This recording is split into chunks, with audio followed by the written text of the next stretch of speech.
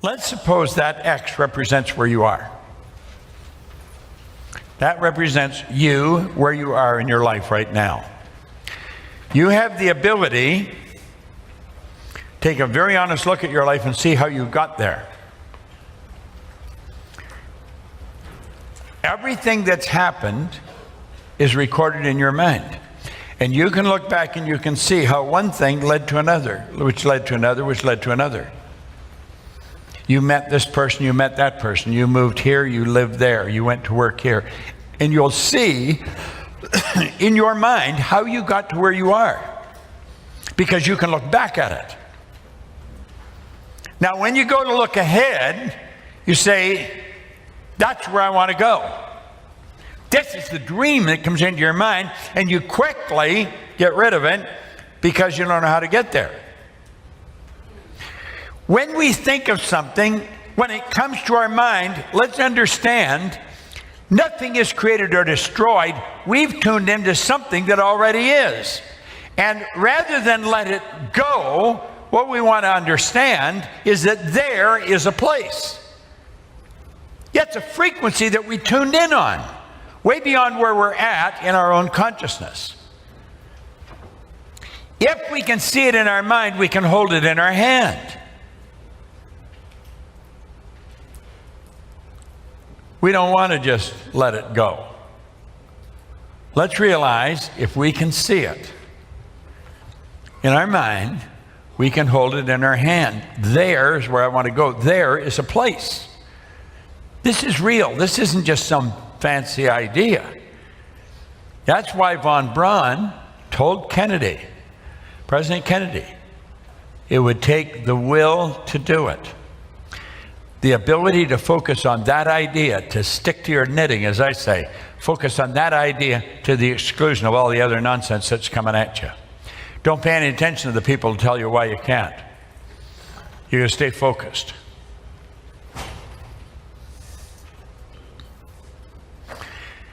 The moment your belief matches with any state, you fuse with it. That's a state there. Now, you see, if you don't believe it, you let it go. However, the moment your belief matches with any state, you fuse with it. This union results in the activation and projection of plots, plans, conditions, and circumstances. All kinds of things start to happen in our life. When we fuse with that idea, do you remember when you made the decision to do the Doggy Academy? All the crazy things that started to happen for you when you made the decision. They didn't happen before that. Some of you, to get here, when you made a decision to get here, all kinds of things started to happen. And you're here. We got to start to understand this. The moment your belief matches with any state.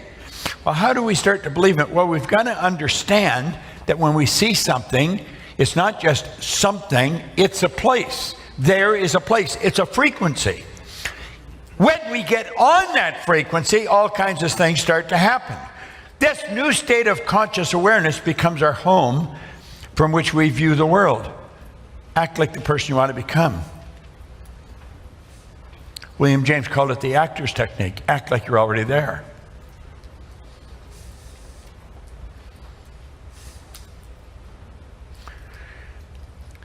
It's your workshop, and if you're observant, you'll see outer reality shaping itself upon the model of your imagination.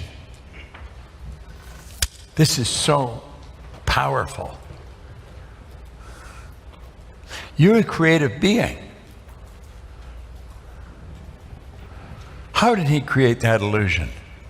In his mind. When you move on to a higher frequency, you're going to be communicating with a world that's totally foreign to and beyond the reach of your five senses. Now, until we start studying this, we go by what we hear, see, smell, taste, touch. We've got to get away from that. We really have to start to understand.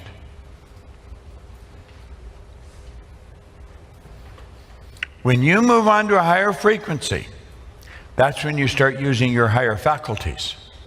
You don't go by what you hear, see, smell, taste, touch. You go by what you can see in your mind nobody else can see. Now there is a place. Steve Jobs made it very clear. He said, you cannot connect the dots looking forward. You can only connect them looking backwards. So you have to trust the dots will somehow connect in the future.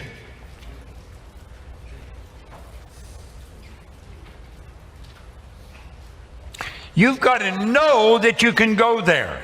Yet when you start, everything will start to happen for you. And one thing after another will start to happen. And pretty soon, you find yourself there. It's done. And when you get there, you're going to start to become aware that you could have gone there. Isn't that a bitch?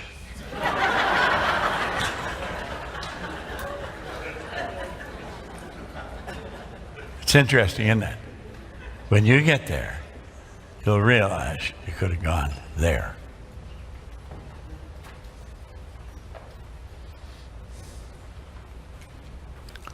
You've got to control the flow of the thought energy. You've got to let it flow freely. You can't entertain a lot of doubt and worry. It won't work.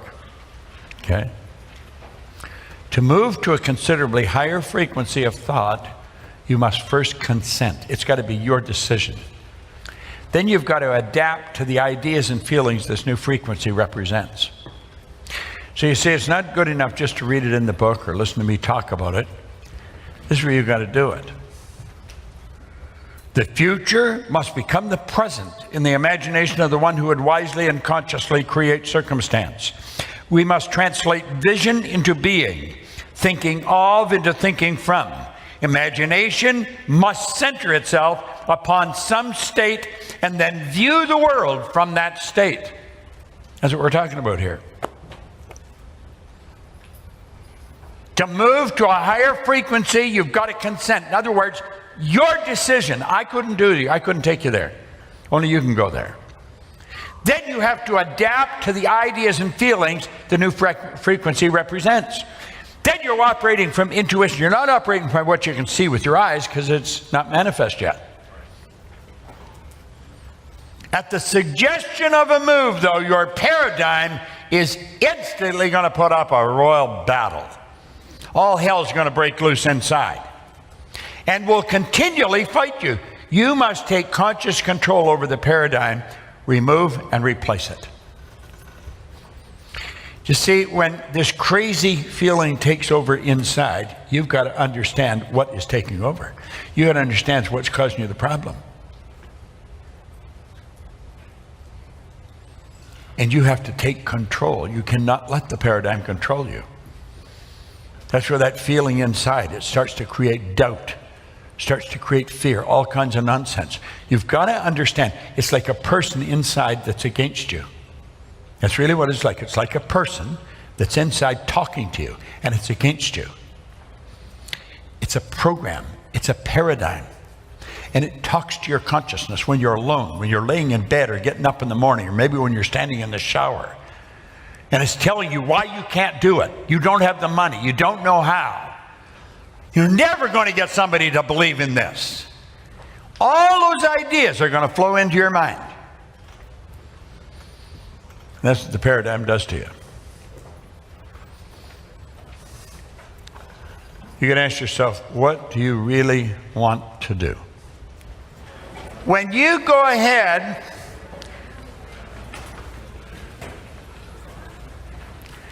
and you look at that space, or look at what it is you want, we refer to that as a C-type goal. It's a goal that you don't know how to get there. Now, what do you do? This is what I want you to talk about for the next 10, 15 minutes.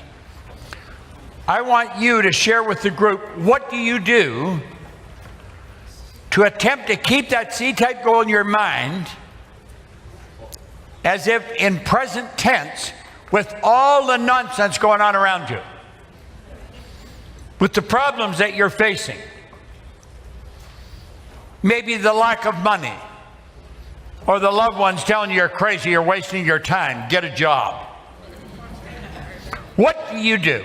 That's what I want you to talk about. I want you to talk about strategies that you can follow that will help you maintain the strength and the will to keep going towards that one thing. Now, I've been doing this for a long enough period of time to know that every one of us gets doubts. And start to question whether we can ever do this or not. Because you're going to run into real tough times. If your goal is big enough, the problems are going to be big. And so you got to keep going. When you make the commitment, when it's not just something you hope can happen, something you wish could happen. When you make a commitment, you don't do it if it's convenient, you do it regardless.